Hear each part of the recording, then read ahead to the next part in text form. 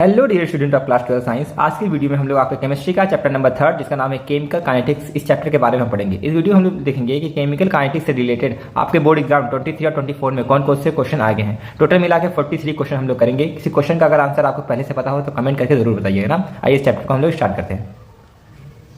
तो देखिए पहला क्वेश्चन क्या कह रहा है, in the Arrhenius equation when log k is plotted against 1/t a straight line is obtained whose.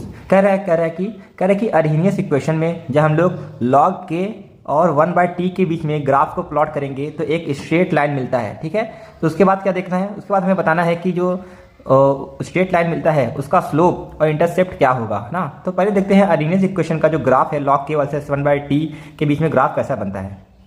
तो हमने यहाँ पर अब अर्हेनियस इक्वेशन का ग्राफ प्लॉट कर दिया ना। इसमें क्या कहते हैं, किसके बीच का ग्राफ है, log k और 1/t के बीच में ग्राफ है ना। तो इसमें क्या पता करना था, इसमें पता करना था कि इंटरसेप्ट और स्लोप की वैल्यू क्या होगी ना। देखो ये जो लाइन देख रहे हैं ना, इस लाइन को बोलते हैं स्लोप, इस लाइन क्या बोलते हैं स्लोप। तो स्लोप की वैल्यू क्या होती है -EA/2.303r, और ये स्लोप जहां पर कट करता है ना उसको बोलते हैं इंटरसेप्ट। इंटरसेप्ट की वैल्यू क्या होती है log a।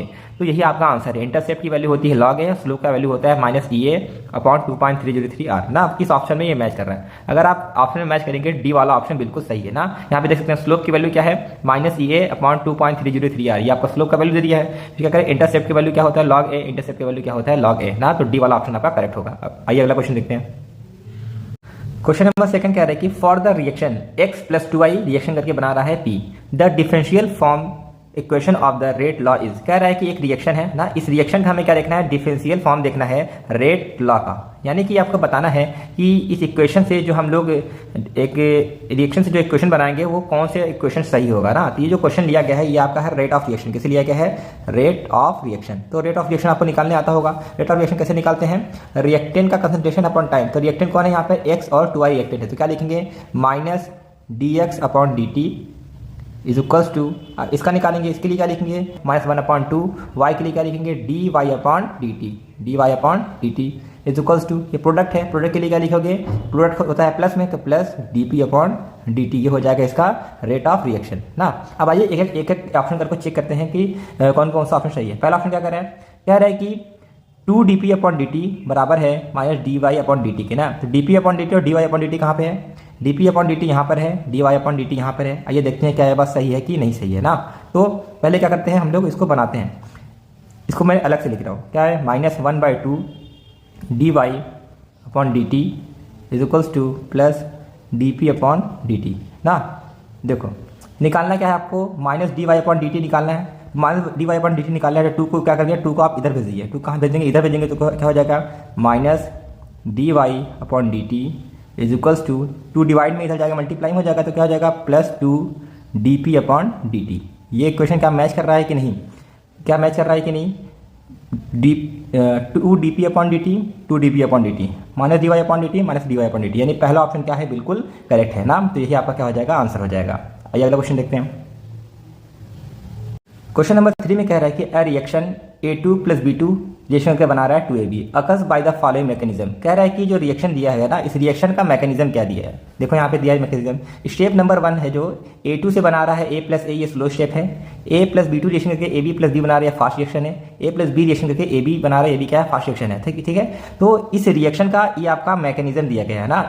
फिर क्या बताना है, इस मैकेनिज्म को देखते हुए बताना है कि ऑर्डर क्या है ना। देखो कभी भी कोई रिएक्शन का मैकेनिज्म दिया हो उसका ऑर्डर बताना होगा, तो कैसे बताओगे, आपको उसको देखना होगा स्लो स्टेप। क्या देखना होगा, स्लो स्टेप। तो स्लो स्टेप में क्या दिया है, स्लो स्टेप में दिया है A2 रिएक्शन करके बना रहा है A + A ना। ये कौन सा स्टेप है आपका, स्लो स्टेप। तो देखो किसी भी रिएक्शन का ऑर्डर हम तभी बता सकते हैं जब तक उसका रेट लॉ हमें निकालने नहीं आता ना। तो इसका हम लोग क्या करेंगे, रेट लॉ निकालेंगे। रेट लॉ कैसे निकालते हैं, रेट लॉ निकालते हैं, रेट बराबर के रिएक्टेंट का कंसंट्रेशन। यहाँ रिएक्टेंट कौन है, A2 है, A2 का कंसंट्रेशन। अब कितने मोल रिएक्टेंट है, 1 मोल, तो 1 मोल क्या चला जाएगा, पावर ना। तो ऑर्डर ऑफ रिएक्शन हम लोग कैसे निकालते हैं, ऑर्डर ऑफ रिएक्शन कैसे निकालते हैं, रेट लॉ में जो रिएक्टेंट का पावर होता है वही ऑर्डर होता है। रेट लॉ में जो रिएक्टेंट का पावर होता है वही क्या होता है, ऑर्डर होता है। तो ऑर्डर कितना हो जाएगा, 1 ना। तो यही होता है क्या, ऑर्डर आपका। तो पहला ऑप्शन लगाएंगे, ये कैसा है आपका, फर्स्ट ऑर्डर रिएक्शन है ना। देखो कैसे हम लोगों ने ऑर्डर निकाला, जो स्लो स्टेप होता है ना, स्लो स्टेप का ही हम लोग क्या निकालते हैं, रेट निकालते हैं। तो स्लो स्टेप का रेट कैसे निकालेंगे, रेट बराबर के रिएक्टेंट का कंसंट्रेशन का पावर। रिएक्टेंट का कंसंट्रेशन क्या है, A2 रिएक्टेंट है तो रिएक्टेंट है, उसका पावर कितना है, 1। कैसे पता, क्योंकि ये 1 मोल रिएक्शन कर रहा है, जितने मोल रिएक्शन करता है वो इसके पावर में चला जाएगा। जो पावर होता है रिएक्टेंट के कंसंट्रेशन का वही होता है ऑर्डर ऑफ रिएक्शन, इसलिए ऑर्डर क्या है, 1 है। आइए अगला क्वेश्चन देखते हैं।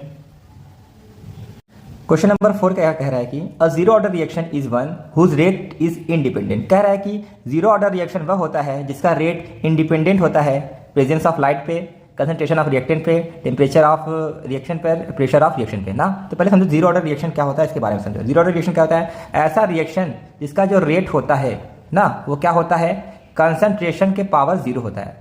ऐसा कोई रिएक्शन जिसका रेट क्या होगा, रिएक्टर की कंसंट्रेशन के पावर क्या होता है, जीरो होता है, वही आपका होता है जीरो ऑर्डर रिएक्शन ना।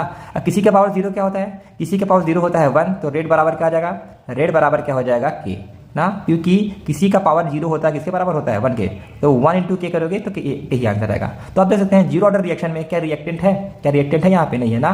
तो जीरो ऑर्डर रिएक्शन का जो रेट है वो किस पे डिपेंड नहीं करता है, कंसंट्रेशन ऑफ रिएक्टेंट, रिएक्टेंट के कंसंट्रेशन पर डिपेंड नहीं करता है। तो बी वाला ऑप्शन बिल्कुल करेक्ट है ना। तो इसका मैं स्टेटमेंट लिखवा दे रहा हूँ। तो देखिए मैंने यहाँ पे जीरो ऑर्डर का डिफिनेशन लिख दिया है। जीरो ऑर्डर रिएक्शन क्या होता है, a zero order reaction is one whose rate is independent of concentration of reactant. Zero order reaction वह होता है जिसका रेट जो होता है इंडिपेंडेंट होता है किसके, रिएक्टेंट के कंसंट्रेशन पे। तो वही कह रहे हैं जीरो ऑर्डर रिएक्शन वह होता है जिसका रेट इंडिपेंडेंट होता है कंसंट्रेशन ऑफ रिएक्टेंट के। तो बी वाला ऑप्शन करेक्ट है। अगला क्वेश्चन देखते हैं। क्वेश्चन नंबर 5 क्या कह रहा है, the addition of catalyst during a chemical reaction alters which of the following quantities of the reaction. क्या कह रहा है, कह रहा है कि जब किसी केमिकल रिएक्शन में हम लोग कैटलिस्ट को मिलाते हैं, जब किसी केमिकल रिएक्शन में हम लोग कैटलिस्ट को मिलाते हैं ना, तो वो इन चारों में से किस क्वांटिटी को अल्टर करता है। अल्टर का मतलब होता है चेंज करता है, बदलता है ना। यानी कि किसी रिएक्शन में कैटलिस्ट मिलाने से इनमें से कौन सी वैल्यू चेंज हो जाती है। इंथैल्पी, एक्टिवेशन एनर्जी, एंट्रोपी की इंटरनल एनर्जी ना। देखो इंथैल्पी को हम लोग लिखते हैं डेल्टा एस से, एक्टिवेशन को एनर्जी को लिखते हैं हम लोग ई से, एंट्रोपी को लिखते हैं डेल्टा एस से, इंटरनल एनर्जी को लिखते हैं डेल्टा यू से ना। तो कैटलिस्ट मिलाने पर इन चारों में से किसकी वैल्यू चेंज हो जाती है ना। तो आइए आपको एक ग्राफ की मदद से समझाते हैं। तो देखो मैंने यहाँ पे दो तरह के ग्राफ बनाए गए हैं ना। इन दोनों ग्राफ में क्या डिफरेंस है देखिए। ये जो ग्राफ है, ये ग्राफ बता रहा है एक रिएक्टेंट से क्या बन रहा है, आपका प्रोडक्ट बन रहा है, उसका एक्टिवेशन एनर्जी दिया गया है। कब, जब उस रिएक्शन में हम लोग कैटलिस्ट नहीं मिलाते हैं। अब इसी रिएक्शन में जब हम लोग क्या करेंगे, कैटलिस्ट को मिला देंगे तो क्या होगा, ये आपका रिएक्टेंट से बन रहा है प्रोडक्ट, तो उसका एक्टिवेशन एनर्जी क्या हो गया है, कम हो गया है ना। तो जब किसी रिएक्शन में हम लोग कैटलिस्ट को मिलाते हैं तो उसका एक्टिवेशन एनर्जी क्या होता है, कम हो जाता है। देखो यहाँ पे एक्टिवेशन एनर्जी क्या है, ज्यादा है, कैटलिस्ट मिलाने के बाद एक्टिवेशन एनर्जी क्या होता है, घट जाता है ना। तो ये क्वेश्चन में कह रहा है कि कैटलिस्ट मिलाने पर किसकी वैल्यू चेंज होती है, एक्टिवेशन एनर्जी की वैल्यू। किसकी वैल्यू चेंज होती है, एक्टिवेशन एनर्जी की वैल्यू चेंज होती है। क्या होता है, एक्टिवेशन एनर्जी आपका घट जाता है। तो एक्टिवेशन एनर्जी क्या होता है, आपका आंसर। तो याद रखना, हमेशा क्वेश्चन कई बार आ गया है कि कैटलिस्ट मिलाने पे किसकी वैल्यू चेंज होती है, एक्टिवेशन एनर्जी की वैल्यू चेंज हो जाती है। तो क्या होता है, एक्टिवेशन एनर्जी की वैल्यू घट जाता है ना। अगला क्वेश्चन देखते हैं। क्वेश्चन नंबर 6 क्या कह रहा है, half life period of first order reaction is 1386 second, the rate constant के ऑफ द रिएक्शन इज। क्या कह रहा है, कह रहा है कि फर्स्ट ऑर्डर रिएक्शन का हाफ लाइफ दिया गया है ना। कितना दिया गया है, 1386 सेकंड दिया गया है। फिर क्या पूछ रहा है, द रेट कांस्टेंट यानी के का वैल्यू दिया गया है, मतलब पूछ रहा है। तो हाफ लाइफ दिया गया है, के का वैल्यू पूछ रहा है। हाफ लाइफ का मतलब होता है टी हाफ। क्या होता है, टी हाफ। टी हाफ का वैल्यू कितना दिया है, 1386 सेकंड दिया गया है। और किसका वैल्यू पूछ रहा है, रेट कांस्टेंट। रेट कांस्टेंट का मतलब के का वैल्यू क्या हो रहा है, पूछ रहा है। और रिएक्शन कौन सा है, आपका फर्स्ट ऑर्डर। देखो फर्स्ट ऑर्डर का टी हाफ का फार्मूला आपको याद है। फर्स्ट ऑर्डर का टी हाफ का फार्मूला क्या होता है, फर्स्ट ऑर्डर का टी हाफ का फार्मूला होता है T half is equal to 0.693 upon K. ये होता है टी हाफ का फार्मूला ना। तो अब क्वेश्चन में देखो टी हाफ का वैल्यू दिया गया है कितना, 1386 दिया गया है ना। तो अब टी हाफ की वैल्यू रखिए, टी हाफ का वैल्यू दिया है 1386 इज इक्वल्स टू 0.693 अपॉन के की वैल्यू हमें निकालना है। तो क्या करो, के को उधर लेके जाओ, नंबर को इसके डिनोमिनेटर में। तो क्या हो जाएगा, के इज इक्वल्स टू 0.693 अपॉन 1386। अब क्या करिए, इसी को आपको सॉल्व कर देना है। तो जब आप 0.693 को डिवाइड करेंगे 1386 के साथ तो कितना आंसर आएगा, 0.0005 ना। इसको आप क्या लिख सकते हो, आप 3 पॉइंट इसको क्या करो, पीछे लेकर आओ। 3 पॉइंट पीछे लेकर आएंगे तो क्या हो जाएगा, ये हो जाएगा 0.5, क्योंकि 3 पॉइंट पीछे लेकर आए तो 10 की पावर -3 सेकंड इनवर्स। यही हो जाएगा कि आपका के का वैल्यू। तो बताइए किस ऑप्शन में ये वैल्यू मैच कर रहा है, 0.5 × 10 की पावर -3 पर सेकंड। तो अगर पहला ऑप्शन देखेंगे 0.5 × 10 की पावर -3 पर सेकंड, यही पहला ऑप्शन होगा ना। तो बस आपको सिंपली फर्स्ट ऑर्डर का टी हाफ का फॉर्मूला रख के का वैल्यू निकालना था। जो आंसर आएगा वही आपका रेट कांस्टेंट होगा। अगला क्वेश्चन देखते हैं। क्वेश्चन नंबर 7 कह रहा है कि the rate of reaction 2A + B2 reaction करके बना रहा है 2AB इज गिवन बाई ना। कह रहा है कि ये जो रिएक्शन है, ठीक है, इस रिएक्शन का रेट दिया गया है। कितना रेट लिखा है, KA⁻2 और B2, ये आपका रिएक्शन का रेट लिया गया है। फिर क्या पूछ रहा है, the value of rate constant के कैन बी इंक्रीज बाई ना। कह रहे हैं ये जो रेट एक्सप्रेशन में जो के का वैल्यू है, के बोले तो रेट कांस्टेंट ना, इसकी वैल्यू कब बढ़ेगी, पहला ऑप्शन है जब हम लोग ए के कंसंट्रेशन को बढ़ाएंगे, बी के कंसंट्रेशन को बढ़ाएंगे, टेम्परेचर को बढ़ाएंगे, कि ऑल ऑफ द एबव होगा ना। तो समझो, पहले समझो रेट ऑफ रिएक्शन किस पे डिपेंड करता है ना। किसी रिएक्शन का जो रेट है वो किस पे डिपेंड करता है, किसी रिएक्शन का जो रेट है वो डिपेंड करता है कंसंट्रेशन ऑफ रिएक्टेंट, रिएक्टेंट का कंसंट्रेशन पे डिपेंड करता है। रिएक्टेंट की कंसंट्रेशन को बढ़ाओगे तो रेट ऑफ रिएक्शन भी क्या होगा, बढ़ेगा ना। और टेम्परेचर को बढ़ाएंगे तब भी क्या होगा, रेट ऑफ रिएक्शन बढ़ेगा ना। अब रेट जो होता है वो कहीं ना कहीं रेट कांस्टेंट के बराबर होता है ना, यानी रेट की वैल्यू बढ़ेगी तो रेट कांस्टेंट का भी वैल्यू क्या होगा, बढ़ेगा। वही क्वेश्चन कह रहा है कि रेट कांस्टेंट की वैल्यू कब बढ़ेगी, रेट कांस्टेंट की वैल्यू कब बढ़ेगी, जब हम लोग रिएक्टेंट की कंसंट्रेशन को बढ़ाएंगे और टेम्परेचर दोनों को ही बढ़ाएंगे ना। तो अब ऑप्शन का ये मैच करते हैं ना। तो देखो पहला ऑप्शन क्या कह रहा है, ए का कंसंट्रेशन को बढ़ाएंगे, यहाँ पे ए कौन है, रिएक्टेंट है, रिएक्टेंट के कंसंट्रेशन को बढ़ा रहे हैं, यानी पहला ऑप्शन सही है। ये क्या कह रहा है कि कंसंट्रेशन ऑफ बी के कंसंट्रेशन को बढ़ाएंगे, बी के कंसंट्रेशन को क्या करेंगे, बढ़ाएंगे, यानी बी के यहाँ पे बी के कंसंट्रेशन को बढ़ाएंगे, ये भी रिएक्टेंट है तो ये भी क्या ऑप्शन सही है। ये कह रहा है इंक्रीज द टेम्परेचर को बढ़ाएंगे तो ये भी सही है। रिएक्टेंट कंसंट्रेशन बढ़ाने पे, टेम्परेचर बढ़ाने पे आपका के का वैल्यू बढ़ेगा, all of the above, D वाला ऑप्शन सही होगा ना। इन तीनों का वैल्यू बढ़ाएंगे तो रेट ऑफ रिएक्शन क्या होगा, बढ़ेगा, यानी के का वैल्यू बढ़ेगा, तो डी वाला ऑप्शन करेक्ट है। आइए अगला क्वेश्चन देखते हैं। क्वेश्चन नंबर 8 कह रहा है कि for a certain reaction R to product a plot of log R versus time gives a straight line when with a slope of -1.25 per second the order of reaction is. कह रहे एक reaction है, वो reactant से बना रहा है product, उसके लिए हम लोग लॉग आर और टाइम के बीच में क्या कर रहे हैं, ग्राफ को प्लॉट कर रहे हैं। ग्राफ को प्लॉट करने के बाद हमने देखा एक स्ट्रेट लाइन मिल रहा है जिसका स्लोप की वैल्यू क्या दिया है, -1.25 पर सेकंड। तो ऑर्डर ऑफ रिएक्शन क्या होगा ना। तो देखो गौर से देखिए, यहाँ पर यूनिट क्या दिया है, जो स्लोप का यूनिट क्या दिया है, स्लोप का यूनिट दिया गया है यहाँ पर सेकंड ना। तो इसी यूनिट से हमें हिंट मिल सकता है कि किस ऑर्डर का रिएक्शन है ना। तो जीरो ऑर्डर रिएक्शन होगा तो उसका यूनिट क्या होता है, उसका यूनिट होता है मोल पर लीटर पर सेकंड। फर्स्ट ऑर्डर रिएक्शन का यूनिट क्या होता है, पर सेकंड ना, यानी कि इसके यूनिट को देख के हम बता सकते हैं कौन सा ऑर्डर है। तो फर्स्ट ऑर्डर का रिएक्शन का यूनिट होता है पर सेकंड, तो यानी कि आपका कौन सा होगा, ये आपका फर्स्ट यानी कि 1, यही आपका होगा फर्स्ट ऑर्डर रिएक्शन, तो यही होगा आपका आंसर, क्योंकि फर्स्ट ऑर्डर का यूनिट होता है पर सेकंड, तो फर्स्ट ऑर्डर ही यानी कि 1 उसका हो जाएगा ऑर्डर। अगला क्वेश्चन देखते हैं। क्वेश्चन नंबर 9 कह रहा है कि for a zero order reaction a reaction A to product T half is. कह रहा है एक जीरो ऑर्डर रिएक्शन है, वो रिएक्शन में ए रिएक्शन करके बना रहा है प्रोडक्ट, तो टी हाफ क्या होगा, यानी बेसिकली पूछ रहा है जीरो ऑर्डर के लिए टी हाफ का फार्मूला क्या होता है। तो जीरो ऑर्डर के लिए टी हाफ का फार्मूला क्या होता है, जीरो ऑर्डर के लिए टी हाफ का फार्मूला होता है A0/2K। जीरो ऑर्डर के लिए टी हाफ का फार्मूला क्या होता है, A0/2K। तो डी वाला ऑप्शन क्या है आपका, बिल्कुल सही आंसर है। अगला क्वेश्चन देखते हैं। क्वेश्चन नंबर 10 कह रहा है कि when a catalyst increase the rate of chemical reaction then the rate constant is. कह रहा है कि एक कैटलिस्ट क्या कर रहा है, रेट ऑफ रिएक्शन को बढ़ा रहा है ना। तो बताओ सर रेट कांस्टेंट की पे क्या इफेक्ट पड़ेगा, क्या रेट कांस्टेंट सेम रहेगा, डिक्रीज होगा, इंक्रीज होगा, कि में इंक्रीज और डिक्रीज, बढ़ भी सकता है घट भी सकता है, डिपेंड करता है कि ऑर्डर ऑफ रिएक्शन क्या है ना। तो देखो कैटलिस्ट मिलाने से क्या होता है, कैटलिस्ट मिलाने से आपका रेट ऑफ रिएक्शन क्या होता है, बढ़ता है ना। तो रेट ऑफ रिएक्शन और रेट कांस्टेंट दोनों ही क्या है, कहीं ना कहीं पे बराबर है। तो रेट ऑफ रिएक्शन बढ़ेगा तो रेट कांस्टेंट की वैल्यू भी क्या होगी, बढ़ेगी। तो रेट कांस्टेंट की वैल्यू क्या हो रही है, यहाँ पे बढ़ेगी। तो सी वाला आंसर करेक्ट है, क्योंकि कैटलिस्ट मिलाने पे इसमें दिख रहा है रेट ऑफ रिएक्शन यहाँ पे क्या हो रहा है, इंक्रीज कर रहा है, बढ़ रहा है। रेट ऑफ रिएक्शन बढ़ेगा तो रेट कांस्टेंट की वैल्यू भी क्या हो जाएगी, बढ़ेगी, तो रेट कांस्टेंट की वैल्यू होगी इंक्रीज। अगला क्वेश्चन देखते हैं। क्वेश्चन नंबर 11 कह रहा है कि when the initial concentration of reactant is doubled in the reaction the half period remains the same the order of reaction is. क्या कह रहा है, कह रहा है कि रिएक्शन में हम लोग इनिशियल कंसंट्रेशन ऑफ रिएक्टेंट को डबल कर रहे हैं। क्या कर रहा है, रिएक्टेंट के कंसंट्रेशन को हम लोग क्या कर रहे हैं, डबल कर रहे हैं किसी रिएक्शन में, और उसके हाफ लाइफ क्या हो रहा है, सेम हो रहा है। हाफ लाइफ पे कोई भी चेंज नहीं आ रहा है। तो बताओ किस ऑर्डर का रिएक्शन होगा। देखो क्वेश्चन में क्या कह रहा है, इनिशियल कंसंट्रेशन को हम लोग लिखते हैं कितना, R0।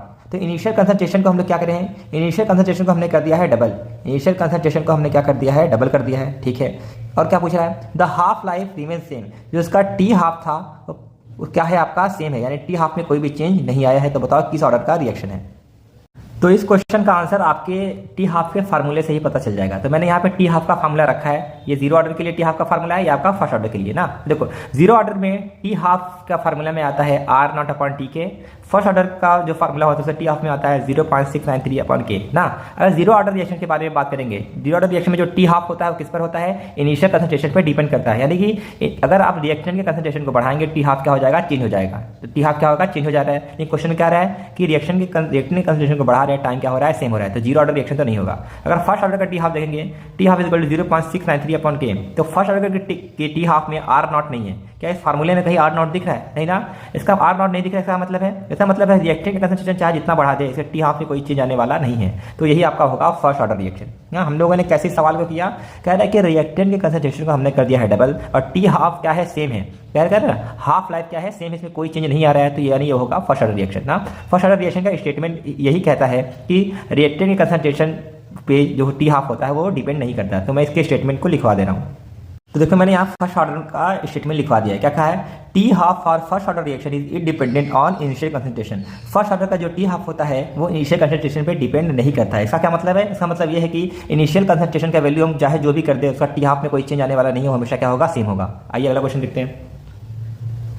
क्वेश्चन नंबर 12 कह रहा है कि the half life for first order reaction with rate constant of 3 पर सेकंड इज। क्या कह रहा है, कह रहा है कि आपका एक फर्स्ट ऑर्डर रिएक्शन है, ठीक है। फर्स्ट ऑर्डर रिएक्शन के लिए रेट कांस्टेंट यानी के का वैल्यू दिया गया है, कितना वैल्यू दिया है, 3 पर मिनट। क्या पूछ रहा है, हाफ लाइफ क्या होगा। देखो इस क्वेश्चन में टी हाफ पूछ रहा है फर्स्ट ऑर्डर रिएक्शन का कि क्या होगा, और रेट कांस्टेंट यानी के का वैल्यू दिया गया है कितना, 3 पर मिनट। 3 पर मिनट आपका दिया है वैल्यू ना। तो आइए निकालते हैं फर्स्ट ऑर्डर का टी हाफ का फार्मूला क्या होता है। तो फर्स्ट ऑर्डर का जो टी हाफ होता है वो क्या होता है, 0.693 अपॉन के ना। अब टी हाफ का वैल्यू हमें निकालना है, तो टी हाफ का वैल्यू एज इट इज छोड़ दीजिए, 0.693 अपॉन के का वैल्यू दिया है, कितना दिया है, 3, बस 3 1 जा 3, सो कट कर दिए, 3 0 जा 0, 3 2 जा 6, 3 3 जा 9, 3 1 जा 3। तो उसका टी हाफ फार्मूला क्या निकल कर आता है, और आंसर 0.231 मिनट। यही क्या होगा आपका टी हाफ का वैल्यू। तो किस ऑप्शन में मैच कर रहा है बताइए, 0.231, 0.231, डी वाला ऑप्शन क्या है, बिल्कुल सही है। आइए अगला क्वेश्चन देखते हैं। क्वेश्चन नंबर 13 में कह रहा है कि the correct mathematical expression for Arrhenius equation. कह रहा है कि अर्हेनियस इक्वेशन का जो मैथमेटिकल एक्सप्रेशन होता है, इन चारों में से कौन सा मतलब उसका एक्सप्रेशन सही है, पहला, दूसरा, तीसरा, चौथा ना। तो अर्हेनियस इक्वेशन का अगर आपको मैथमेटिकल एक्सप्रेशन याद होगा तो क्या होता है, ये होता है आपका k इज टू ए ई की पावर माइनस ए अपॉन आर टी। ये होता है आपका अर्हेनियस इक्वेशन का मैथमेटिकल एक्सप्रेशन। तो बताओ किस ऑप्शन में ये चीज़ मैच कर रहा है, बताइए। k इज इक्वल टू ए ई की पावर माइनस ए अपॉन आर टी, सी वाला ऑप्शन मैच कर रहा है। देखिए k इज इक्वल टू ए ई की पावर माइनस ए अपॉन आर टी माइनस ए अपॉन आर टी, तो सी वाला ऑप्शन आपका बिल्कुल सही है। मतलब ये आपका अर्हेनियस इक्वेशन के फार्मूले से क्वेश्चन आया हुआ है। अगला क्वेश्चन देखते हैं।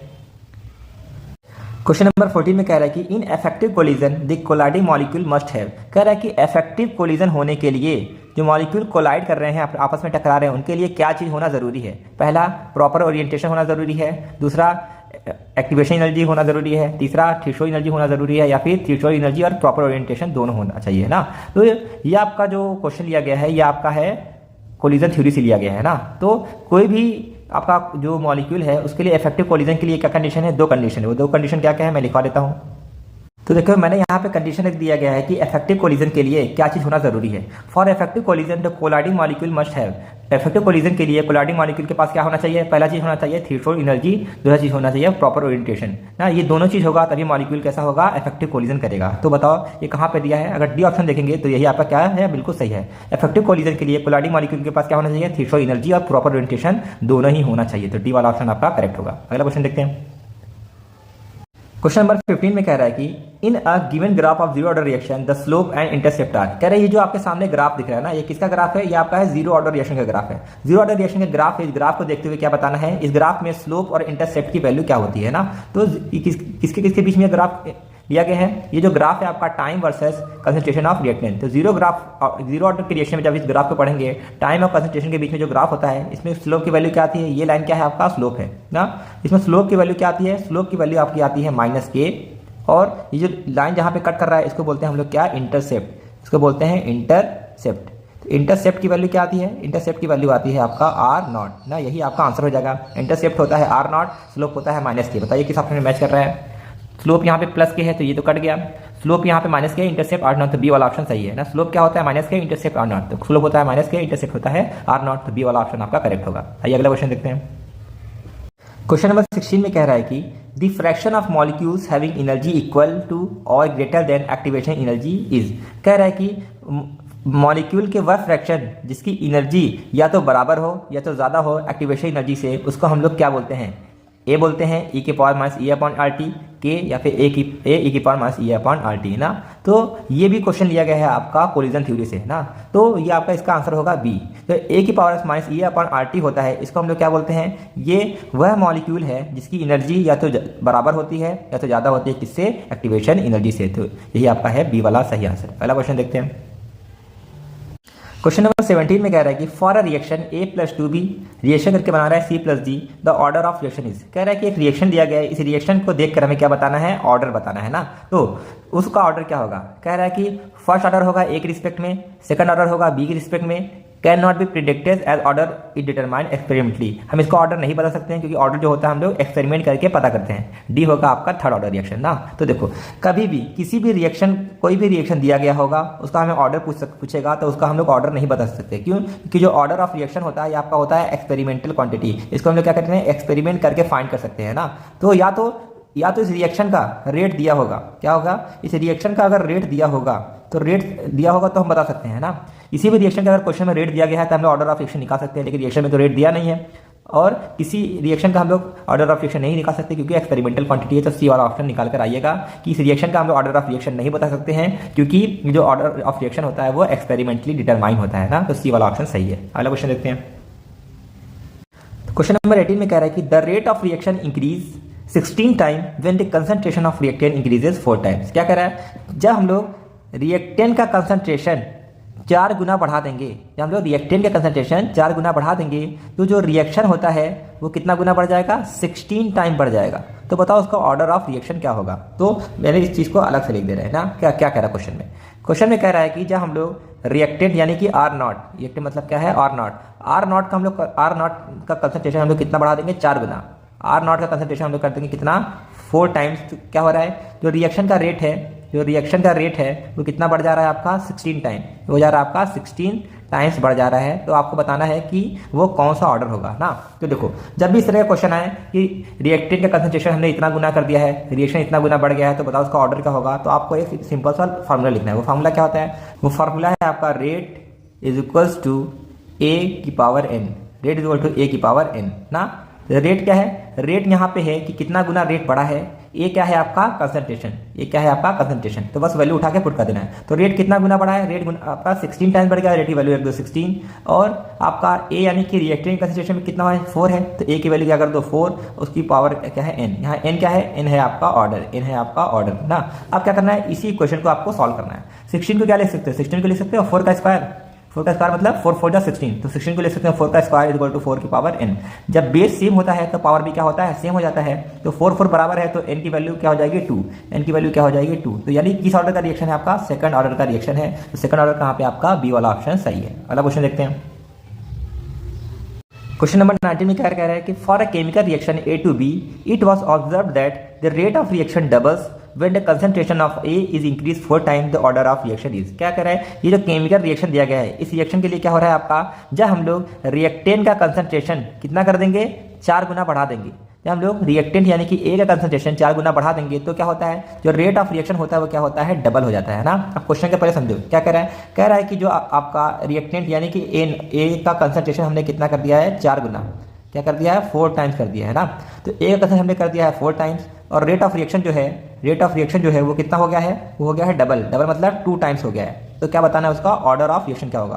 तो अभी क्वेश्चन हम लोगों ने करके आया है, कैसे निकालेंगे, मैंने बताया था क्या लिखना है आपको, रेट इज इक्वल्स टू ए की पावर x, ए की पावर n ना। तो रेट क्या है, रेट मतलब कितना टाइम्स रेट बढ़ा है, कितना टाइम्स रेट बढ़ा है, 2 टाइम्स। तो रेट हो गया आपका 2। ए क्या है, ए मतलब कंसंट्रेशन को कितना बढ़ाया गया है, 4 टाइम्स बढ़ाया है, तो ए की वैल्यू हो जाएगा 4, उसकी पावर क्या कर दो n, n मतलब क्या है ऑर्डर ना। अब इस क्वेश्चन को क्या करना है आपको, सॉल्व करना है। तो 2 इज इक्वल टू 4 को क्या ले सकते हैं आप, 4 को क्या ले सकते हैं, 4 को रख सकते हैं 2 का स्क्वायर, क्या करते हैं 2 का स्क्वायर ना। तो 4 को आप ले सकते हैं 2 का स्क्वायर और उसकी पावर n है तो n पावर के साथ मल्टीप्लाई में हो जाता है। इसको और आगे सॉल्व करोगे तो क्या होगा, 2 इज इक्वल्स टू 2 पावर क्या है, 2 इंटू एन की पावर हो जाएगा 2n हो जाएगा ना। तो देखो बेस सेम है तो पावर क्या हो जाएगा, सेम हो जाएगा। 2 की पावर क्या है आपका 1, बेस सेम है तो पावर भी क्या हो जाएगा, सेम हो जाएगा। तो 1 इज इक्वल टू हो जाएगा 2n। यहाँ का जब n के वैल्यू निकालेंगे तो क्या होगा, नंबर को इधर भेज दो, तो n इज इक्वल टू हो जाएगा 1/2। यही होगा आपका ऑर्डर ऑफ रिएक्शन। तो बताइए n 1/2 कहाँ पे है ऑप्शन में, 1/2 सी वाला ऑप्शन, सी वाला ऑप्शन आपका करेक्ट है। अगला क्वेश्चन देखते हैं। क्वेश्चन नंबर 20 कह रहा है कि विच of the following is affected by catalyst. कह रहा है कि इन चारों में से कौन सी ऐसी क्वांटिटी है जो कैटलिस्ट अफेक्ट करता है, यानी कैटलिस्ट मिलाने पे उसकी वैल्यू चेंज हो जाती है। मैंने कुछ देर पहले बताया था कैटलिस्ट मिलाने पे एक्टिवेशन एनर्जी क्या होती है, घट जाती है ना, तो सी वाला ऑप्शन होगा, कैटलिस्ट मिलाने पर एक्टिवेशन एनर्जी पर इफेक्ट पड़ता है, तो यही आपका सही आंसर होगा। अगला क्वेश्चन देखते हैं। क्वेश्चन नंबर 21 कह रहा है कि द ऑर्डर ऑफ रिएक्शन, ये जो रिएक्शन लिखा गया है ना, इस रिएक्शन का हमें क्या बताना है, ऑर्डर। जब कोई रिएक्शन लिखा हो उसका ऑर्डर बताना है तो हमें ये देखना होगा कि ये जो रिएक्शन है किस ऑर्डर का एग्जांपल है ना। ये जो रिएक्शन हो रहा है किसके प्रेजेंस में हो रहा है, एचमी बोले तो सनलाइट के प्रेजेंस में होता है। ऐसा कोई रिएक्शन जो सनलाइट के प्रेजेंस में होता है वो कौन सा रिएक्शन होता है, ऑर्डर, वो होता है जीरो ऑर्डर रिएक्शन ना। तो ये जो एग्जाम्पल लिया गया है रिएक्शन का वो जीरो ऑर्डर रिएक्शन का एक एग्जाम्पल है। अगला क्वेश्चन देखते हैं। क्वेश्चन नंबर 22 कह रहा है कि a first order reaction takes 30 minute for 50% completion ना। एक फर्स्ट ऑर्डर रिएक्शन है जिसको 30 मिनट लग रहा है 50% रिएक्शन होने में। The value of rate constant के, जो रेट कांस्टेंट के होता है उसकी वैल्यू क्या होगी, पहला, दूसरा, तीसरा, चौथा, कौन सा ऑप्शन सही होगा ना। तो देखो क्वेश्चन में क्या कह रहा है, पहले इसको समराइज करते हैं कि देखो कह रहा है कि फर्स्ट ऑर्डर रिएक्शन है 30 मिनट लग रहा है 50% कंप्लीट होने में, मतलब आधा रिएक्शन होने में 30 मिनट लग रहा है ना। तो आधा रिएक्शन होने में 30 मिनट लग रहा है, इसका मतलब टी हाफ दिया गया है आपका 30 मिनट। 30 मिनट क्या दिया है, टी हाफ। कैसे पता कि टी हाफ है, टी हाफ का मतलब होता है आधा रिएक्शन होने में जो टाइम लगता है उसी को हम लोग बोलते हैं टी हाफ। तो 50% रिएक्शन कंप्लीट होने पे जो टाइम लगता है उसे बोलते हैं टी हाफ। तो टी हाफ हो गया आपका 30 मिनट। तो टी हाफ का वैल्यू दिया गया और क्या पूछा, रेट कांस्टेंट। रेट कांस्टेंट यानी कि के का वैल्यू क्या होगा, आपको यही निकालना है ना। अब देखो यानी कि ये जो रिएक्शन है आपका किसका है, फर्स्ट ऑर्डर का है। तो फर्स्ट ऑर्डर का टी हाफ का फॉर्मूला क्या होता है, T half is equals to 0.693 upon K. तो टी हाफ का वैल्यू कितना दिया है, 30, टी हाफ की जगह दी है 30, 0.693 अपॉन के। इसी का वैल्यू निकालना है, के को उधर लेकर जाओ 30 के नीचे, तो क्या हो जाएगा, के इज इक्वल टू 0.693 अपॉन 30। अब इसको इसी को क्या करना है, आपको सॉल्व करना है। तो जब आपको इसको सॉल्व करेंगे तो इसका आंसर आएगा 0.0231 ना। देखो सॉल्व करने पर आ रहा है 0.231 ना, तो 0.0231 कहीं पे है, 0.0231 कहीं पर नहीं है ना। लेकिन अगर डी ऑप्शन गौर से देखो 231 यहाँ मैच कर रहा है, 231 यहाँ पे मैच कर रहा है ना, तो कहीं ना कहीं आपका डी ऑप्शन क्या होगा, बिल्कुल सही ऑप्शन होगा, क्योंकि यही ऑप्शन जो है, क्योंकि अगर पॉइंट को आप पीछे लेकर आएंगे तो कहीं ना कहीं आपका 2.31 आ जाएगा ना। तो डी ऑप्शन आप लगा कर आइएगा, बिल्कुल सही आंसर होगा। अगला क्वेश्चन देखते हैं। क्वेश्चन नंबर 23 में कह रहा है the slope in the plot of ln r versus t for first order reaction is. कह रहा है कि फर्स्ट ऑर्डर रिएक्शन के बीच में अगर हम लोग ln r और टाइम के बीच में ग्राफ प्लॉट करेंगे तो उसके लिए स्लोप का वैल्यू क्या होगा, प्लस के 2.303 माइनस के अपॉन 2.303 या प्लस के ना। तो पहले देखते हैं जब फर्स्ट ऑर्डर रिएक्शन का हम लोग ग्राफ प्लॉट करते हैं ln r और टाइम के बीच में तो ग्राफ कैसा बनता है। तो देखो ये जो ग्राफ है ये आपका फर्स्ट ऑर्डर रिएक्शन का ग्राफ है, किसके बीच में, टाइम और ln नॉट के बीच में। तो ये पूरा टाइम और ln r के बीच में कौन सा ग्राफ है, यही आपका ग्राफ होता है। तो इसमें स्लोप का वैल्यू होता है माइनस के, इंटरसेप्ट का वैल्यू होता है ln और नॉट। तो क्वेश्चन में पूछ रहा है कि फर्स्ट ऑर्डर के लिए स्लोप का वैल्यू क्या होगा, फर्स्ट ऑर्डर के ग्राफ के लिए स्लोप का वैल्यू होता है माइनस के। तो किस ऑप्शन में है माइनस के, बी वाले ऑप्शन में। तो बी वाला ऑप्शन बिल्कुल करेक्ट होगा। ये फर्स्ट ऑर्डर रिएक्शन के ग्राफ से क्वेश्चन आया गया है। अगला क्वेश्चन देखते हैं। नंबर 24 में कह रहा है कि for the reaction 3a to 2b rate of reaction minus D upon D T is equals to. कह रहा है कि जो रिएक्शन है इस रिएक्शन का जब हम लोग रेट ऑफ रिएक्शन निकालेंगे तो उसमें minus D upon D T किसके बराबर होगा। आपके पास 4 तरह के ऑप्शन है ना। तो कभी भी रिएक्शन दिया होगा उसका डी अपॉन डी टी पूछ रहा होगा तो उसका आप लोग को रेट ऑफ रिएक्शन निकालना पड़ेगा ना। तो आइए निकालते हैं। तो क्वेश्चन में क्या दिया है, 3a से क्या बन रहा है आपका 2b बन रहा है। तो इसका हम लोग रेट ऑफ रिएक्शन कैसे निकालेंगे, रेट ऑफ रिएक्शन कैसे निकालेंगे, -1/3 D A upon D T ना, ऐसे तो लिखा जाता है इसका रेट ऑफ रिएक्शन बराबर, ये प्रोडक्ट है, प्रोडक्ट के लगाते हैं plus 1/2 D B upon D T, ये हो गया इसका इस रिएक्शन का रेट ऑफ रिएक्शन। क्वेश्चन में क्या है, डी अपॉन डी टी निकालना है। डी अपॉन डी टी को आपको क्या करना है, फाइंड आउट करना है। डी अपॉन डी टी निकालना है तो इसके नंबर को क्या करना पड़ेगा, आपको इधर लेकर आना पड़ेगा, डिवाइड में इधर जाएगा मल्टीप्लाई हो जाएगा, तो यहाँ क्या बचेगा minus D A upon D T is equals to, ये डिवाइड में इधर आगे मल्टीप्लाइंग हो जाएगा 1 × 3 हो जाएगा 3/2 D B upon D T, यही होगा आपका आंसर ना। क्वेश्चन में पूछ रहा है minus D upon D T किसके बराबर होगा, minus D upon D T बराबर होगा 3/2 D B upon D T. तो कहाँ ऑप्शन है बताइए, 3/2 D B upon D T कहाँ पे है, देखो पहला वाला plus 3/2 D B upon D T इसी के बराबर होगा यहाँ पे जो आपका आंसर आया हुआ है। अगला क्वेश्चन देखते हैं। क्वेश्चन नंबर 25 में कह रहा है कि for the reaction 3a to 2b rate of reaction plus D B upon D T is equal to. कह रहे हैं 3a से 2b बन रहा है, उसका जो रेट ऑफ रिएक्शन होता है D B upon D T वो किसके बराबर होगा। आपके पास 4 ऑप्शन है ना। तो फिर क्या है, सेम क्वेश्चन आ गया, उसको हम लोग रेट ऑफ रिएक्शन निकालेंगे। तो रेट ऑफ रिएक्शन कैसे निकालेंगे, पहले रिएक्शन लिख लो, 3a से बन रहा है आपका 2b, इसका रेट ऑफ रिएक्शन कैसे निकालेंगे, रिएक्टेंट है -1/3 हो जाएगा डी अपॉन डी टी, और ये आपका प्रोडक्ट है तो क्या हो जाएगा plus 1/2 D B upon D T ना। अब देखो क्वेश्चन में क्या पूछ रहा है, D B upon D T, इसकी वैल्यू आपको फाइंड करना है। तो 2 को क्या कर दो, इधर भेज दो, तो क्या हो जाएगा, 2 डिवाइड में हो जाएगा, मल्टीप्लाई हो जाएगा, तो क्या हो जाएगा -2/3 D A upon D T is equals to D A upon D T is equals to 2 इधर चला गया, तो यहाँ क्या बचा, plus D B upon D T. ये हो गया आपका आंसर ना। तो क्या क्वेश्चन में कह रहा है, D B upon D T किसके बराबर है, D B upon D T बराबर है -2/3 D A upon D T. तो कहाँ पे ये वाला ऑप्शन है, -2/3 D A upon D T, -2/3 कहाँ पे है, बी वाला। तो देखो जो plus D B upon D T किसके बराबर है, -2/3 D A upon D T, यही आपका आंसर हो गया। अगला क्वेश्चन देखते हैं। क्वेश्चन नंबर 26 में कह रहा है, for a reaction 2A to 3B rate of reaction -d upon D T किसके बराबर होगा ना। तो आइए इसको भी करके देखते हैं। 2A से बन रहा है आपका 3B बन रहा है, तो इसके लिए हम लोग पहले लिखते हैं रेट ऑफ रिएक्शन। रिएक्शन के कैसे लिखेंगे, -1/2 dA अपॉन डी टी हो जाएगा। प्रोडक्ट के लिए क्या लिखेंगे, ये जो नंबर होता है वो अपॉन में चला आता है, +1/3 dB अपॉन डी टी। ये हो गया आपका रेट ऑफ रिएक्शन। तो क्वेश्चन में क्या पूछ रहा है, D upon D T, D upon D T निकालना है, तो नंबर क्या कर दो, इधर भेज दो। तो this employees -DA upon D T -DA upon D T किसके बराबर हो जाएगा, 2 डिवाइड में इधर आगे मल्टीप्लाई में हो जाएगा, +2/3 dB अपॉन डी टी। यही आपका हो जाएगा आंसर। तो डी अपॉन डी टी किसके बराबर है, +2/3 dB अपॉन डी टी के बराबर हो जाएगा ना। तो कौन सा ऑप्शन है बताइए, +2/3 dB upon D T, B वाला ऑप्शन होगा आपका सही। अगला क्वेश्चन देखते हैं। क्वेश्चन नंबर 23 कह रहा है कि the slope in the plot R versus T for a zero order reaction is. कह रहा है कि जब जीरो ऑर्डर रिएक्शन के लिए कंसंट्रेशन ऑफ रिएक्टेंट और टाइम के बीच में आप ग्राफ को प्लॉट करेंगे तो उसके लिए स्लोप का वैल्यू क्या होगा। तो आइए पहले देखते हैं जीरो ऑर्डर रिएक्शन में कंसंट्रेशन ऑफ रिएक्टेंट और टाइम के बीच का ग्राफ कैसा होता है। तो देखो यहाँ पे जो मैंने ग्राफ बनाया है, किसका ग्राफ है आपका, जीरो ऑर्डर रिएक्शन का ग्राफ है। किसके बीच में, आर और टी के बीच में, आर और टी के मैंने बीच में ग्राफ बना दिया है ना। तो इसमें जो लाइन देख रहे हैं, इस लाइन को बोला जाता है स्लोप ना। इसमें स्लोप की वैल्यू क्या होती है, माइनस के इंटरसेप्ट का वैल्यू होता है आर नॉट। तो क्वेश्चन में पूछ रहा है कि इसमें स्लोप का वैल्यू क्या होगा। स्लोप का वैल्यू होगा आपका -k। तो कहाँ पे आंसर है आपका, बी वाला। तो जीरो ऑर्डर रिएक्शन के जब हम ग्राफ प्लॉट करेंगे रिएक्टेंट के कंसंट्रेशन और टाइम के बीच में, तो स्लोप का वैल्यू आता है -k। अगला क्वेश्चन देखते हैं। क्वेश्चन नंबर 28 कह रहा है कि the slope in the plot of log R naught upon R versus time for first order reaction is. जब हम लोग फर्स्ट ऑर्डर रिएक्शन के लिए ग्राफ प्लॉट करेंगे log R naught upon R और टाइम के बीच में, तो उसके लिए स्लोप का वैल्यू क्या होता है ना। तो आइए पहले देखते हैं फर्स्ट ऑर्डर रिएक्शन का जो ग्राफ होता है इन दोनों के बीच में वो दिखता कैसा है। देखो ये आपका फर्स्ट ऑर्डर रिएक्शन का ग्राफ है, टाइम और log R naught upon R के बीच में ना। तो इसमें क्वेश्चन पूछ रहा है स्लोप का वैल्यू क्या होता है। इसमें जो स्लोप का वैल्यू होता है वो होता है +k/2.303। तो किस ऑप्शन में है, पहले ऑप्शन में देखिए जो स्लोप का वैल्यू है वो आपका होता है +k/2.303, वही आपका होगा करेक्ट ऑप्शन ना। तो आप लोग देख रहे हैं कि रिएक्शन के जो ग्राफ है, zero order reaction, first order reaction के ग्राफ से भी कई सारे क्वेश्चन आए हैं ना। तो ग्राफ को आप अच्छे से लर्न करिएगा, उसमें स्लोप और इंटरसेप्ट की वैल्यू इसको लर्न कर लीजिए अच्छे से, तो हो सकता है आपके इस साल के क्वेश्चन पेपर में भी आए। आइए अगला क्वेश्चन देखते हैं।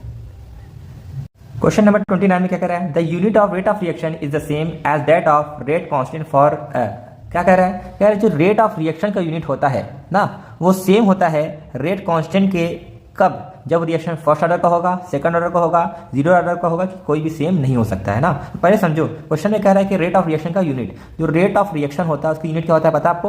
रेट ऑफ रिएक्शन का यूनिट होता है मोल पर लीटर पर सेकंड। ये होता है आपका रेट ऑफ रिएक्शन का यूनिट ना। भाई रेट कांस्टेंट का वैल्यू निकालते हैं। जीरो ऑर्डर के लिए जो रेट कांस्टेंट का वैल्यू होता यूनिट होता है वो क्या होता है, मोल पर लीटर पर सेकंड। और फर्स्ट ऑर्डर के लिए रेट कांस्टेंट का वैल्यू होता है पर सेकंड ना। तो आप देख सकते हैं क्वेश्चन में क्या कह रहा है, रेट ऑफ रिएक्शन और रेट कांस्टेंट का यूनिट कब बराबर होगा। तो देखो रेट ऑफ रिएक्शन का यूनिट और रेट कांस्टेंट का यूनिट दोनों का क्या है, बराबर है। और ये किसके लिए है आपका, जीरो ऑर्डर रिएक्शन का आपका ये यूनिट है। तो यही है आपका answer. Rate of reaction rate constant का यूनिट बराबर होता है किस केस में, जब रिएक्शन आपका होगा जीरो ऑर्डर रिएक्शन। तो सी वाला ऑप्शन बिल्कुल करेक्ट होगा। जीरो ऑर्डर रिएक्शन में रेट ऑफ रिएक्शन का यूनिट और रेट कांस्टेंट का यूनिट दोनों क्या होता है, बराबर होता है। अगला क्वेश्चन देखते हैं। क्वेश्चन नंबर 30 क्या कह रहा है कि the rate of reaction A + B2 product is given by the equation R = K concentration of A into concentration of B. If B is taken in large excess, the order of reaction would be 2, 0, 1 cannot be predicted. कह रहे हैं कि reaction दिया गया है, ठीक है। इस रिएक्शन का हमें क्या दिया है, रेट। रिएक्शन का दिया है रेट, तो इस रिएक्शन का रेट दिया गया है, rate is equals to K concentration of A concentration of B. अब देखो क्वेश्चन में थोड़ा सा ट्विस्ट किया है, क्या कह रहा है, कह रहा है कि अगर हम बी को क्या कर देंगे, ज़्यादा एक्सेस में लेंगे, अगर बी क्या हो जाएगा एक्सेस में, ये वाला कंसंट्रेशन क्या हो जाएगा एक्सेस में। तो देखो जब किसी का कंसंट्रेशन एक्सेस में होगा तो उसके लिए रेट ऑफ रिएक्शन उस पर डिपेंड नहीं करता है, याद रखना। जब किसी का कंसंट्रेशन बहुत ज़्यादा मात्रा में हो जाएगा तो उसका रेट ऑफ रिएक्शन उस पर डिपेंड नहीं करता है ना। तो कैसे लिखोगे, जब किसी का कंसंट्रेशन ज़्यादा हो जाएगा इसका मतलब उसकी वो किस ऑर्डर का रिएक्शन है, जीरो ऑर्डर रिएक्शन हो जाएगा, क्योंकि उसका रेट डिपेंड नहीं करता है ना। तो रेट क्या निकल कर आएगा, रेट निकल कर आएगा के ए, किसी के पावर जीरो का मतलब 1, तो आपका मेन आंसर हो जाएगा ये ना। तो ठीक है, तो यहाँ के ए का पावर कितना है, ए का पावर 1 है, तो कंसंट्रेशन का जो पावर होता है वही उसका होता है ऑर्डर, जो कंसंट्रेशन का पावर होता है वही का होता है ऑर्डर। तो किस ऑर्डर का रिएक्शन होगा, फर्स्ट ऑर्डर रिएक्शन का ना। देखने में हमें लग रहा है कि सेकंड ऑर्डर, लेकिन एक्चुअल में क्या है, फर्स्ट ऑर्डर। तो आपका क्या आंसर लगा कर आएंगे, ये फर्स्ट ऑर्डर रिएक्शन है ना। ये जो क्वेश्चन लिया गया है ये आपका है सूडो फर्स्ट ऑर्डर रिएक्शन से लिया गया है। सूडो फर्स्ट ऑर्डर रिएक्शन कहता है कि जब रिएक्शन के रेट में एक कंसंट्रेशन को बहुत ज़्यादा क्वांटिटी मिलेंगे तो उसका जो ऑर्डर होगा 0 हो जाएगा, और दूसरे वाले का तो कुछ भी चेंज नहीं आएगा तो उसका ऑर्डर हो जाएगा 1, तो वो फर्स्ट ऑर्डर रिएक्शन होगा। पहला क्वेश्चन देखते हैं। क्वेश्चन नंबर 31 में क्या कह रहा है, the half life of reaction is double when the initial concentration is double, the order of reaction is. क्या कह रहा है, कह रहा है कि जब हम इनिशियल कंसंट्रेशन को डबल कर रहे हैं तो हाफ लाइफ की वैल्यू भी क्या हो जा रही है, डबल हो जा रही है। तो बताओ उसका ऑर्डर ऑफ रिएक्शन क्या होगा ना। जीरो ऑर्डर रिएक्शन का जो टी हाफ होता है वो डायरेक्टली प्रोपोर्शनल होता है इनिशियल कंसंट्रेशन के, यानी इनिशियल कंसंट्रेशन आप जितना बढ़ाओगे उसके लिए टी हाफ का वैल्यू भी क्या होगा, उतना ही बढ़ेगा ना। तो क्वेश्चन में कह रहा है कि जब हम लोग क्या करेंगे, इनिशियल कंसंट्रेशन को डबल कर देंगे, जब आर नॉट को हम लोग क्या कर देंगे, डबल कर देंगे, तो जो आपका हाफ लाइफ यानी टी हाफ होगा वो भी क्या हो जाएगा, डबल हो जाएगा ना। तो यानी आपका किस ऑर्डर का रिएक्शन है, जीरो ऑर्डर रिएक्शन, क्योंकि जीरो ऑर्डर रिएक्शन यही कहता है कि आपका जितना रिएक्टेंट का कंसंट्रेशन बढ़ेगा उतना टी हाफ भी बढ़ेगा। तो आपका कौन सा आंसर होगा, जीरो ऑर्डर रिएक्शन ना, क्योंकि जीरो ऑर्डर रिएक्शन में जो टी हाफ होता है वो डायरेक्टली प्रोपोर्शनल होता है इनिशियल कंसंट्रेशन के। इनिशियल कंसंट्रेशन जितना बढ़ाओगे टी हाफ भी उतना ही बढ़ जाएगा। ये रिएक्शन फर्स्ट ऑर्डर नहीं हो सकता है क्योंकि फर्स्ट ऑर्डर में आर नॉट का वैल्यू नहीं आता है ना। अगला क्वेश्चन देखते हैं। 32 कह रहा है कि in a reaction the initial concentration of reactant increase 4-fold and rate become 16 times its initial value, the order of reaction is. कह रहा है कि एक रिएक्शन है जिसमें हम लोग इनिशियल कंसंट्रेशन, रिएक्टेंट का जो इनिशियल कंसंट्रेशन होता है उसका हमने कितना इंक्रीज कर दिया, 4-fold यानी 4 गुना बढ़ा दिया है। 4 गुना बढ़ाने के बाद क्या हो रहा है, जो रिएक्शन का रेट होता है वो 16 गुना क्या हो जाता है, अपने इनिशियल वैल्यू से बढ़ जाता है। तो बताना है कौन से ऑर्डर का रिएक्शन है ना। तो देखो इसमें रिएक्टेंट का कंसंट्रेशन कर रहे हैं 4 गुना और रेट कितना हो रहा है 16 टाइम। तो पहले जो लिखा है वो लिख दो, जो आर नॉट है रिएक्टेंट का कंसंट्रेशन है इसको हमने कितना कर दिया है, 4 गुना कर दिया है। इसके बाद जो इसका रेट, नया रेट निकल कर आ रहा है वो कितना हो रहा है, 16 टाइम्स हो रहा है। तो बताना है किस ऑर्डर का रिएक्शन है ना। तो मैंने बताया था जब किसी का रिएक्टेंट का कंसंट्रेशन चेंज करे रेट ऑफ रिएक्शन बढ़ जाएगा तो क्या लगाओगे, आपको लगाना है रेट बराबर आर नॉट की पावर एन ना। तो रेट कितना दिया है 16, आर नॉट कितना दिया है 4 की पावर एन। तो 16 को क्या ले सकते हो, 16 को ले सकते हो 4 का स्क्वायर इज इक्वल टू 4 की पावर एन। तो बेस सेम है तो पावर भी क्या हो जाएगा, सेम हो जाएगा। तो एन की वैल्यू कितनी निकल कर आएगी 2। एन है आपका ऑर्डर ऑफ रिएक्शन, तो ऑर्डर ऑफ रिएक्शन हो जाएगा सेकंड, तो ए वाला ऑप्शन सही होगा। अगला क्वेश्चन देखते हैं। क्वेश्चन नंबर 33 कह रहा है the half life for zero order reaction is equal to, कह रहा है जीरो ऑर्डर रिएक्शन का जो हाफ लाइफ यानी टी हाफ होता है इसके बराबर होता है। जीरो ऑर्डर रिएक्शन जो टी हाफ होता है वो होता है आपका R/2 के, R नॉट अपॉन 2 के बराबर होता है। तो डी वाला ऑप्शन करेक्ट है। अगला क्वेश्चन देखते हैं। क्वेश्चन नंबर 34 कह रहा है कि फॉर अ रिएक्शन A+2B बना रहा है C+D, the rate law is given by. ये जो रिएक्शन है इस रिएक्शन का रेट लॉ दिया गया है। फिर क्या पूछ रहा है, the concentration is kept constant, जब ए के कंसंट्रेशन को हम कांस्टेंट रखेंगे, जब ए के कंसंट्रेशन में कोई भी चेंज नहीं आएगा। फिर while that of B is double, B के कंसंट्रेशन हम क्या करेंगे, डबल करेंगे। तो बताओ रेट ऑफ रिएक्शन क्या होगा ना। देखो क्वेश्चन में क्या कह रहा है पहले उसको समझिए आप। इसमें जो रिएक्शन लिखा है रिएक्शन का रेट कितना दिया है, आपका रेट दिया है के कंसंट्रेशन ऑफ ए और बी का स्क्वायर ना, ये दिया है। फिर क्या कह रहा है, ए को हम क्या करेंगे, ए की वैल्यू में कोई चेंज आने वाला नहीं है, ए की वैल्यू क्या है सेम है। लेकिन हम क्या करेंगे, बी की वैल्यू क्या करेंगे, डबल कर देंगे। जो कंसंट्रेशन ऑफ बी है इसको हम क्या कर देंगे आपका डबल, यानी कि 2 टाइम्स कर देंगे। तो बताओ नया रेट क्या आएगा ना। तो देखो जब भी आपका ये क्वेश्चन देखें कि बी का जो कंसंट्रेशन आप इतना गुना बढ़ा देंगे तो उसका रेट क्या होगा पूछेगा, तो आप क्या फॉर्मूला लगाइए, तो फॉर्मूला लगाइए कि ये वाला फॉर्मूला, क्या रेट न्यू, जो न्यू रेट होगा वो होगा x की power n into old rate. ये आपका फॉर्मूला लगा के आना है, ठीक है। तो जो नया रेट होगा वो पुराने रेट ही कितना हो जाएगा, x की पावर n ना। तो वही अब x क्या है, x है हमने कितना कंसंट्रेशन बढ़ाया है, कितना कंसंट्रेशन बढ़ाया है 2, तो x की वैल्यू हो जाएगी 2, x की वैल्यू क्या हो जाएगी 2। n क्या है ऑर्डर, तो b का ऑर्डर क्या है 2 है, तो n की वैल्यू क्या रखोगे 2। तो 2 का स्क्वायर मतलब 2 2 जा 2 का स्क्वायर मतलब 2 इंटू टू, टू टू जा हो जाएगा 4, तो रिएक्शन क्या होगा 4 गुना बढ़ जाएगा, रिएक्शन जो होगा आपका 4 गुना बढ़ जाएगा। तो 4 टाइम्स कहाँ दिया है, या देखो बी, डी क्या है क्वार्टर फोर का मतलब रहता है कि 4 टाइम्स रिएक्शन क्या हो जाएगा, बढ़ जाएगा। ये आपका सही आंसर होगा। आइए अगला क्वेश्चन देखते हैं। क्वेश्चन नंबर 35 कह रहा है कि if the initial concentration is reduce to 1/4 in zero order reaction, zero order reaction में जब हम लोग इनिशियल कंसंट्रेशन को क्या करते हैं, घटा देंगे, कितना गुना घटा देंगे, 1/4, फिर क्या होगा, then the time taken for half life reaction to complete, तो उसमें जो हाफ लाइफ होगा उसके का टाइम, उसकी वैल्यू क्या होगी रिएक्शन को कंप्लीट होने में, सेम होगी, 1/4 से घट जाएगा, 4 टाइम्स बढ़ जाएगा कि डबल हो जाएगा ना। तो ये क्वेश्चन कहाँ से लिया गया है, ये क्वेश्चन लिया गया है जीरो ऑर्डर रिएक्शन के हाफ लाइफ से ना। तो मैंने कुछ देर पहले बताया था आपका, जो जीरो ऑर्डर के रिएक्शन के लिए टी हाफ होता है वो डायरेक्टली प्रोपोर्शनल होता है किसके, इनिशियल कंसंट्रेशन यानी आर नॉट के ना। आर नॉट की जो वैल्यू होगी वही वैल्यू क्या होगी, टी हाफ का। क्वेश्चन में क्या कह रहा है कि इनिशियल कंसंट्रेशन को हमने कर दिया है 1/4, यानी आर नॉट को हमने क्या कर दिया है 1/4 क्या कर दिया है, घटा दिया है, तो इसका टी हाफ भी क्या हो जाएगा 1/4 हो जाएगा, क्योंकि दोनों कैसे होते हैं, डायरेक्टली प्रोपोर्शनल होते हैं ना। तो 1/4 यही आपका आंसर होगा। तो जब हम लोग इनिशियल कंसंट्रेशन को 1/4 कर देंगे तो उसका हाफ लाइफ भी क्या हो जाएगा, रिड्यूस हो जाएगा 1/4 से। तो आपका बी वाला ऑप्शन रहेगा, रिड्यूस हो जाएगा किससे, 1/4 से रिड्यूस हो जाएगा। आइए अगला क्वेश्चन देखते हैं। क्वेश्चन नंबर 36 कह रहा है कि the number of molecules that react with each other in an elementary reaction is a measure of the, कह रहा है कि किसी एलिमेंट्री रिएक्शन में जितने नंबर ऑफ मॉलिक्यूल रिएक्शन करते हैं उनको हम लोग किस में मेजर करते हैं, एक्टिवेशन एनर्जी में, ऑर्डर ऑफ रिएक्शन में, स्टोइकियोमेट्री या मॉलिक्यूलिटी में ना। तो उसको हम लोग मेजर करते हैं मॉलिक्यूलिटी ऑफ रिएक्शन, क्योंकि मॉलिक्यूलिटी ऑफ रिएक्शन की डिफिनेशन ये कहते हैं कि एलिमेंट्री रिएक्शन में कितने नंबर ऑफ मॉलिक्यूल रिएक्शन करते हैं, एलिमेंट्री रिएक्शन में जितने नंबर ऑफ मॉलिक्यूल रिएक्शन करते हैं उसी को हम लोग बोलते हैं मॉलिक्यूलिटी ऑफ रिएक्शन। तो मॉलिक्यूलिटी ऑफ रिएक्शन के डिफिनेशन से यह क्वेश्चन पूछा गया है। अगला क्वेश्चन देखते हैं। क्वेश्चन नंबर 37 कह रहा है कि for a zero order reaction of the type A to product the rate equation में भी एक्सप्रेसेस, कह रहा है कि जीरो ऑर्डर रिएक्शन के लिए इन चारों में से कौन सा फार्मूला सही है, रेट इक्वेशन का कौन सा एक्सप्रेशन, कौन सा फार्मूला सही है। तो जीरो ऑर्डर रिएक्शन के लिए इसमें जो रेट कांस्टेंट है इसकी वैल्यू किसके बराबर होती है, तो पहला ऑप्शन सही है। जीरो ऑर्डर रिएक्शन के लिए जो रेट कांस्टेंट होता है वो बराबर होता है A0 - AT upon T. A0 क्या है, इनिशियल कंसंट्रेशन है, ए क्या है, concentration of reactant after T time ना। तो यानी कि जीरो ऑर्डर रिएक्शन के फार्मूले से क्वेश्चन आया गया है। आपको फार्मूला भी अच्छे से लर्न होना चाहिए तभी इस क्वेश्चन को कर पाएंगे। अगला क्वेश्चन देखते हैं। क्वेश्चन नंबर 38 जो है वो असर्शन और रीजन टाइप क्वेश्चन है। तो यानी कि इसके बाद जितने भी क्वेश्चन आएंगे सब असर्शन और रीजन टाइप के क्वेश्चन आएंगे। तो आइए देखते हैं असर्शन में क्या कह रहा है। कह रहा है कि order and molecularity of reaction are always same, कह रहा है कि किसी भी रिएक्शन का ऑर्डर और मॉलिक्यूलिटी हमेशा सेम होता है। सही बात है कि नहीं, ये बात गलत है। हर रिएक्शन का मॉलिक्यूलिटी और ऑर्डर क्या होता है, सेम नहीं होता है ना। जरूरी नहीं कि किसी का अगर ऑर्डर सेम है तो मॉलिक्यूलिटी भी सेम हो ना, डिफरेंट भी हो सकता है। तो असर्शन क्या है, फॉल्स है। रीजन क्या कह रहा है, complex reaction involve in a sequence of elementary reaction and the slowest step in determining step. क्या कह रहा है रीजन में कि जो कॉम्प्लेक्स रिएक्शन होता है वो एलिमेंट्री रिएक्शन का सीक्वेंस होता है। सही बात है, रीजन क्या है, ट्रू है। यानी जो कॉम्प्लेक्स रिएक्शन होता है वो एक से ज्यादा स्टेप में होता है। वही कह रहा है कि कॉम्प्लेक्स रिएक्शन जो होता है वो एक से ज्यादा स्टेप में होता है, और जो स्लो स्टेप होता है उसको हम लोग रेट डिटरमाइनिंग स्टेप यानी कि RDS भी कहते हैं। रीजन क्या है, ट्रू है। Assertion is false, reason is true, assertion is false, reason is true, D वाला ऑप्शन लगा कर आइएगा। अगला क्वेश्चन देखते हैं।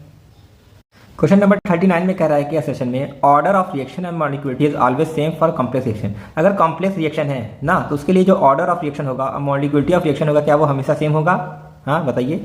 तो ये सेशन क्या है, फॉल्स है ना। तो जरूरी नहीं कि ऑर्डर ऑफ रिएक्शन और मॉलिक्यूलिटी क्या हो, सेम है, डिफरेंट भी हो सकता है। ओके, रीजन क्या कह रहा है, रीजन में कह रहा है कि ऑर्डर इज डिटरमाइन एक्सपेरिमेंटली। जो ऑर्डर ऑफ रिएक्शन होता है उसको हम लोग एक्सपेरिमेंट करके डिटरमाइन करते हैं, पता करते हैं। जो molecularity is applicable only for elementary reaction. जो मॉलिक्यूलिटी ऑफ रिएक्शन होता है सिर्फ और सिर्फ एलिमेंट्री रिएक्शन के लिए अप्लीकेबल है। तो जी हाँ, रीजन क्या है आपका, ट्रू है। Assertion is false, reason is true, assertion is false, reason is true. कहाँ है आपका, assertion is false, reason is true. तो डी वाला ऑप्शन आपका बिल्कुल सही है। आइए अगला क्वेश्चन देखते हैं। तो क्वेश्चन नंबर 40 के सेशन में क्या कह रहा है, the unit of rate constant of zero order reaction and rate of reaction is same.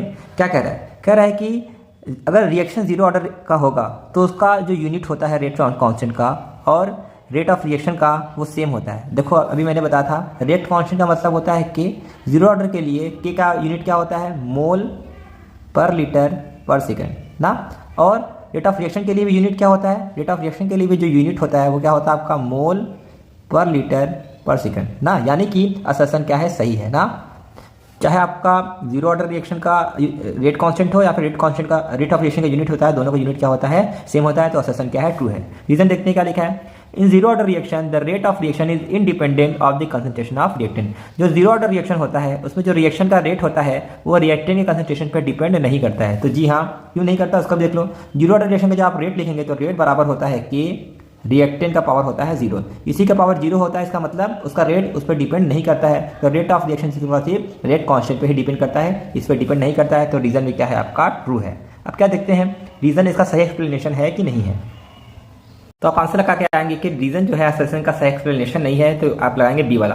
Both assertion reason are true, assertion और रीजन दोनों ही ट्रू है, लेकिन रीजन सही एक्सप्लेनेशन नहीं है। क्यों सही एक्सप्लेनेशन नहीं है? क्योंकि देखो यूनिट निकाला जाता है कैसे, यूनिट निकाला जाता है आपका concentration upon time, concentration upon time से इसका यूनिट निकाला जाता है ना। तो यूनिट निकाला जाता है किसी और फार्मूले से, या कुछ और बात ही कर रहा है ना। तो इसमें ये यूनिट की बात कर रहा है, इसमें रेट ऑफ रिएक्शन की बात कर रहा है, दोनों ही बात कहीं ना कहीं डिफरेंट है। तो बी वाला ऑप्शन लगा के आइएगा। अगला क्वेश्चन देखते हैं। क्वेश्चन नंबर 41 में असर्शन में कह रहा है कि the molecularity of reaction H2 plus Br2 reaction करके बना रहा है 2HBr अपीयर टू B2। कह रहा है कि जो रिएक्शन है इस रिएक्शन की जो मॉलिक्यूलिटी है क्या वो 2 है। सही बात है कि नहीं? देखो मॉलिक्यूलिटी हम लोग कैसे निकालते हैं, मॉलिक्यूलिटी निकालते हैं हम लोग कि कितने रिएक्टेंट आपस में रिएक्शन कर रहे हैं। तो यहाँ 1 मोल हाइड्रोजन का 1 मोल ब्रोमीन के साथ रिएक्शन कर रहा है, तो दोनों 1-1 मोल है, तो 1 + 1 करेंगे तो कितना आएगा 2। यानी कि इस रिएक्शन की मॉलिक्यूलिटी क्या है 2 है, असर्शन क्या है सही है, मॉलिक्यूलिटी सी क्या है आपका 2 है, तो रिएक्शन ट्रू होगा आपका असर्शन। रीजन में क्या कर रहा है, 2 molecules of reactants are involve in the given elementary reaction. ये जो रिएक्शन है इसमें 2 लोग हिस्सा ले रहे हैं, इस वजह से क्या है आपका मॉलिक्यूलिटी 2 आ रहा है। तो रीजन क्या है सही है और सही एक्सप्लेनेशन भी है ना। 2 लोग इसमें पार्टिसिपेट कर रहे हैं, इस वजह से मॉलिक्यूलिटी 2 है। तो असर्शन भी ट्रू है, रीजन भी ट्रू है, और रीजन सही एक्सप्लेनेशन है, तो ए लगा कर आइएगा। Both assertion reason are true, reason is the correct explanation of assertion. अगला क्वेश्चन देखते हैं। क्वेश्चन नंबर 42 के असर्शन में कह रहा है कि rate of reaction decreases with increase in temperature. कह रहा है कि जब हम लोग टेम्परेचर को बढ़ाएंगे तो रेट ऑफ रिएक्शन घटेगा, तो जी नहीं, असर्शन क्या है फॉल्स है ना। जब हम लोग टेम्परेचर को बढ़ाएंगे तो उसका रेट ऑफ रिएक्शन भी क्या होगा बढ़ेगा, लेकिन क्वेश्चन में क्या कह रहा है घटेगा, तो असर्शन क्या है फॉल्स है।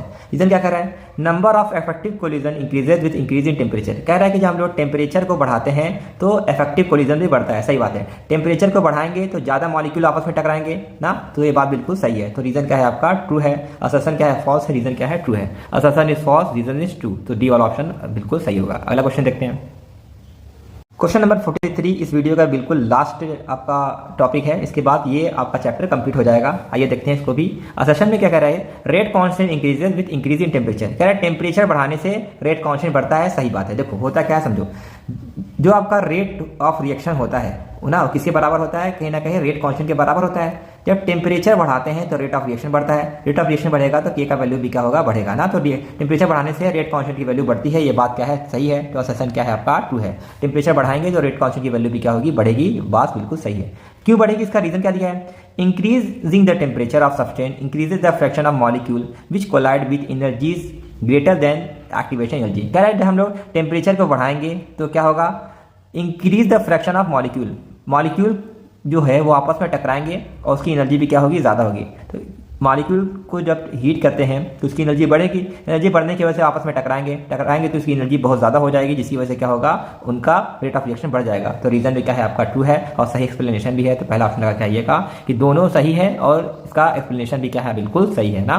तो इस तरीके से आपका 43 क्वेश्चन हम लोगों ने लगा लिया है पूरे MCQ से, और इसी से रिलेटेड आपके शॉर्ट और लॉन्ग के भी क्वेश्चन बनते हैं ना। तो जितने भी टॉपिक इस वीडियो में आए हैं उस टॉपिक को आप अच्छे से कवर करिएगा, उसको फार्मूले को अच्छे से लर्न कर लिएगा, इसके ग्राफ को लर्न कर लिएगा ना, और इससे रिलेटेड कुछ ना कुछ न्यूमेरिकल आप लोग करिएगा। अगले वीडियो में हम लोग पढ़ेंगे नेक्स्ट चैप्टर जो है आपका DNF ब्लॉक एलिमेंट। तो मिलते हैं हम लोग नेक्स्ट वीडियो में, तब तक के लिए आप बेस्ट ऑफ लक।